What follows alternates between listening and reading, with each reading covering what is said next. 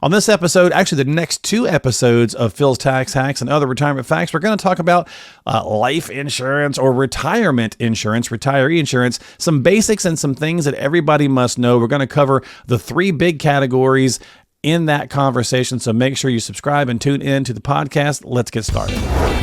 Welcome into Phil's Tax Hacks and Other Retirement Facts with CPA and personal financial specialist, Phil Putney. Now let's get rolling with today's show. Hey everybody, welcome into Phil's Tax Hacks and Other Retirement Facts. Phil and I are here to talk about insurance, but don't click off just yet because we're going to have some good stuff in here for you guys. Yep, don't scare me away yet. Don't scare you away yet.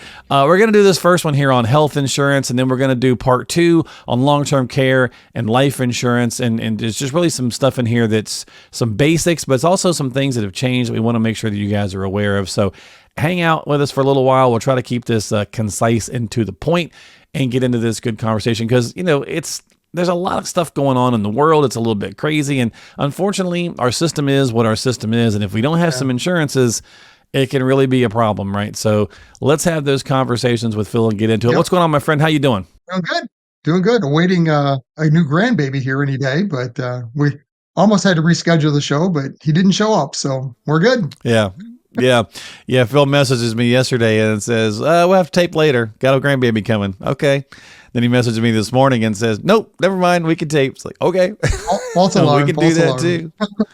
That's right. False alarm. But you know what? I mean, actually it works as a pretty good conversation lead in to this because, you know, hospital insurance, health insurance, you know, all that stuff, right? I mean, it's almost impossible to function.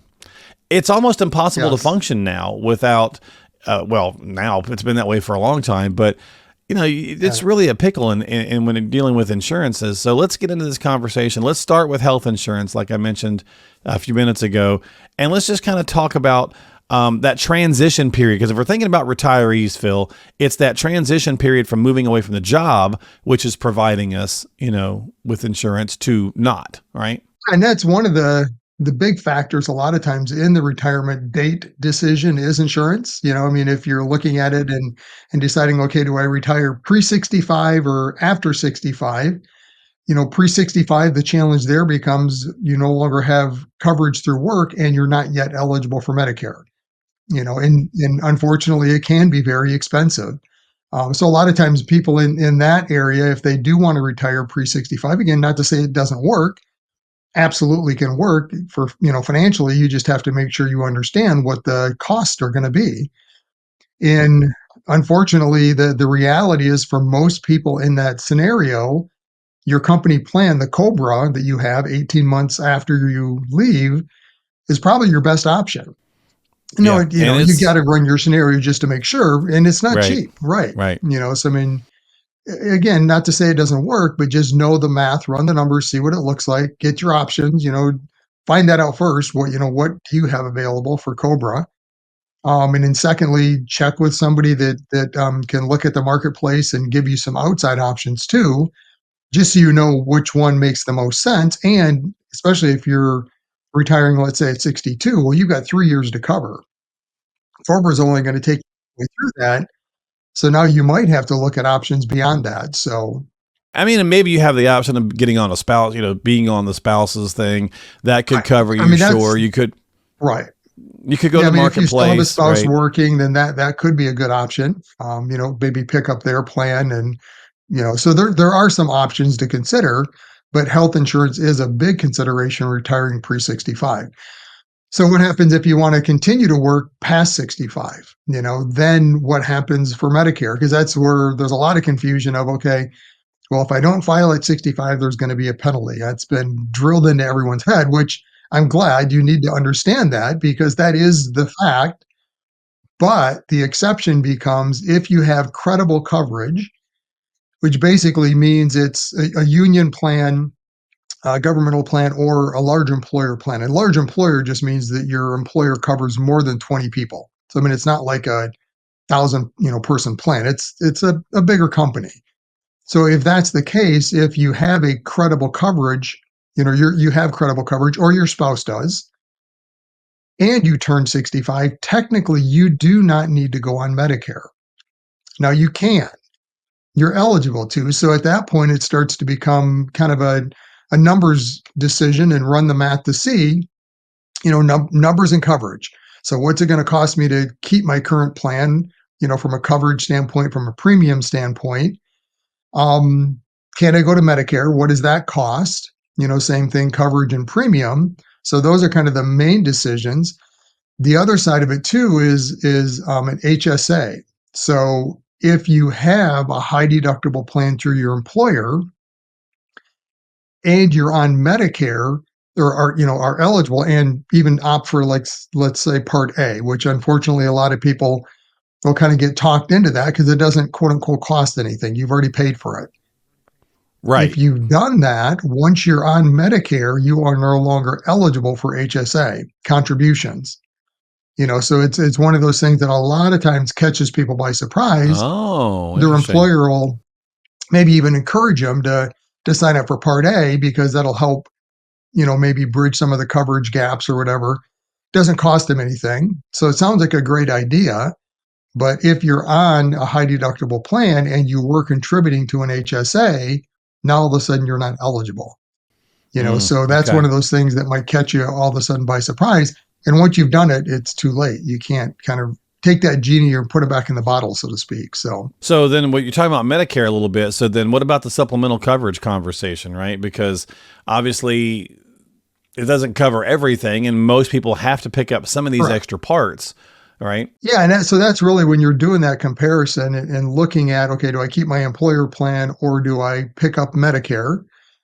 There's the governmental portion of it, Part A and B. A is hospitalization, B is doctor outpatient type services. Um, those both have deductibles and copays, right? And there's the easiest one to understand is Part B. So it's an 80-20 plan. 80% of quote unquote Medicare approved cost, Medicare will pay for. You're responsible for 20%. The challenge or downside to it is there is no cap. So unlike most of your company plans that have an 80-20, there's what's called a max out of pocket. Well, in just traditional Medicare Part B, there is no max out of pocket. So you're unlimited to the 20%. So that's why you want to pick up some kind of a supplemental plan if you have traditional Medicare. And there's kind of two roads you can walk down: traditional Medicare with a supplemental plan. Um, and there's pros and cons. The advantage there is probably number one, you're not in a network. So they're not HMO or PPO type plans. So it's more flexible. You Okay. don't All have right. to worry Right. about a network, especially for those that are traveling, is where we see that come up, right? Because now you don't have to worry about, well, I'm spending 6 months of the year in Florida. And if I have a Michigan plan, an HMO plan, well, I'm out of network for 6 months. And as long as it's an emergency, you're covered. But if it's not, now you've got to deal with maybe paying out of network type of services.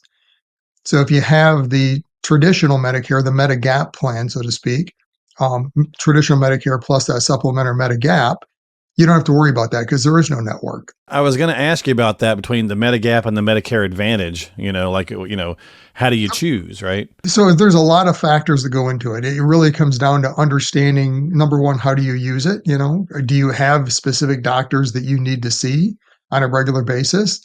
Um, if you do have a lot of need already medically, Medigap probably is going to be a better option.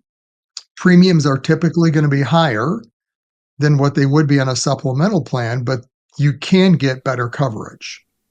So And there's if you in have all of some them, history, there's different, right? There's different types of coverages you can get.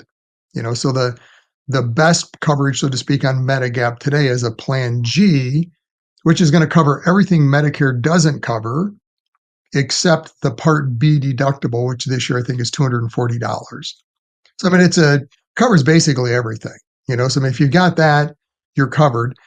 The going down that path, the one downside that isn't covered in any of those is prescription drugs. So that's your Part D. So you have Part A and B. Hospitalization, outpatient, that's original Medicare. You've got a Medigap or a supplement plan. Then you have to add a Part D, a drug plan. right, to cover any prescriptions. So going that fashion is a little bit more, there's more moving parts, let's put it that way, right? Because you're dealing with Medicare, the Medigap, and then a supplement or a prescription drug plan. If you go the other direction towards the Medicare Advantage, it's simpler because it's managed care. So you still technically have Medicare A and B. You pay for Part B, but actually behind the scenes, what's going on is Medicare is sending that money, that premium, to an insurance company that is managing the care, right? So you're in then a managed care HMO or a PPO type of network.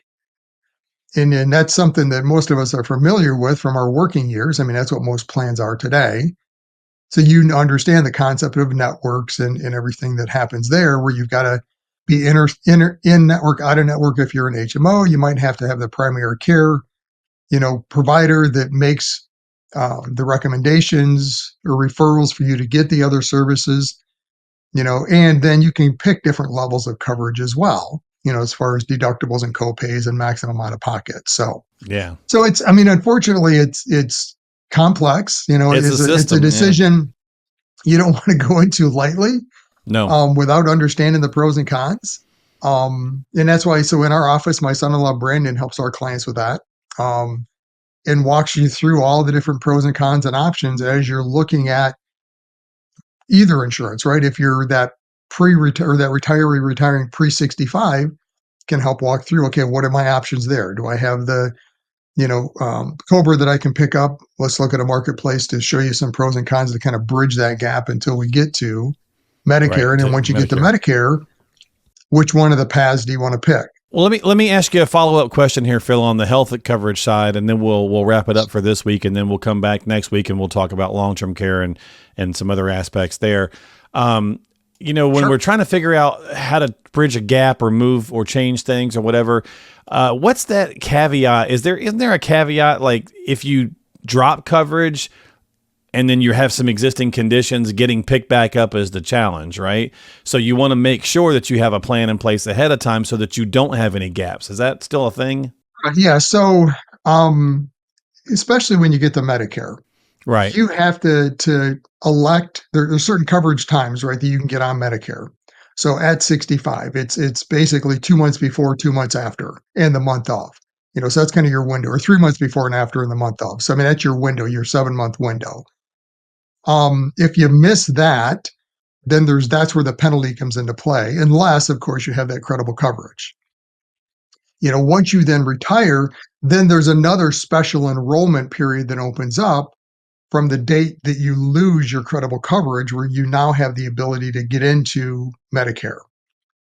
So if you don't get into a supplemental plan during that time frame, so Medicare, when you enroll, you can always enroll, right? So there's no time frame where you cannot enroll. The challenge is you're going to get the penalty.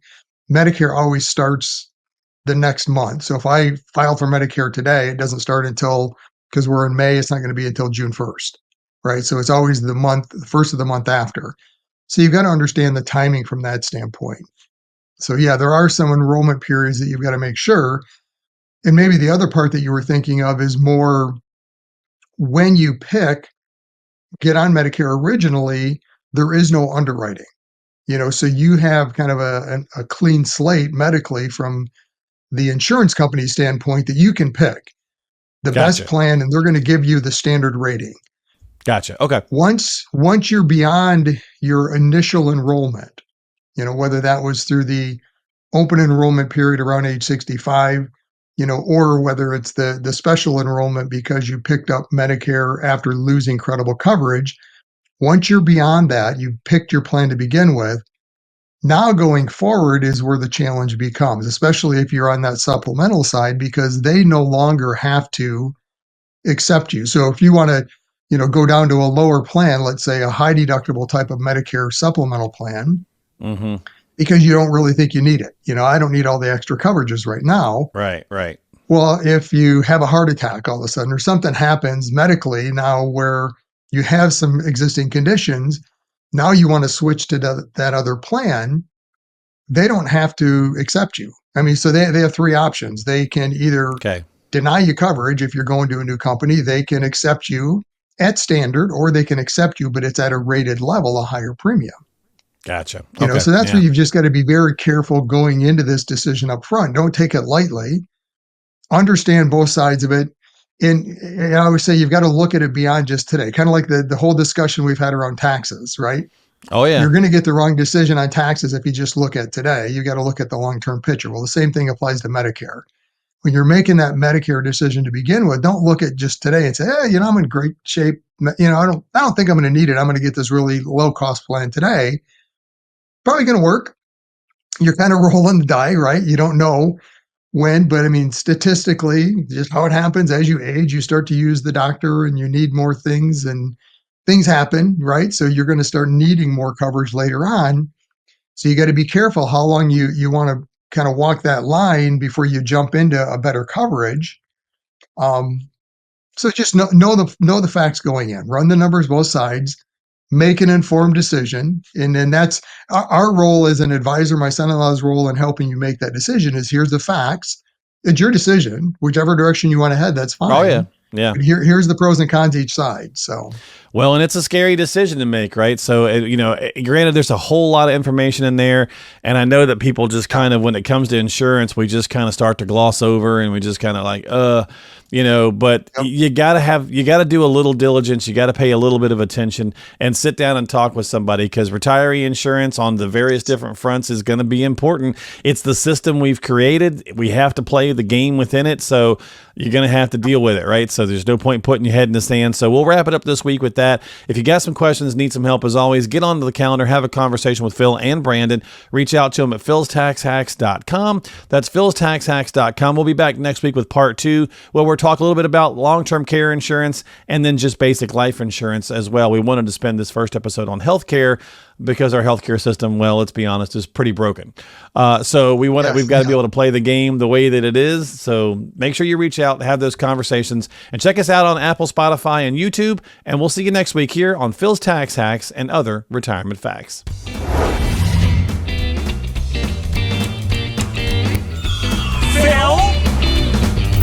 Investment advisory services offered through AFS Wealth Management. The content of this program is provided for informational purposes only and is not a solicitation or recommendation of any investment strategy. Investments and or investment strategies involve risk, including the possible loss of principal. There is no assurance that any investment strategy will achieve its objectives.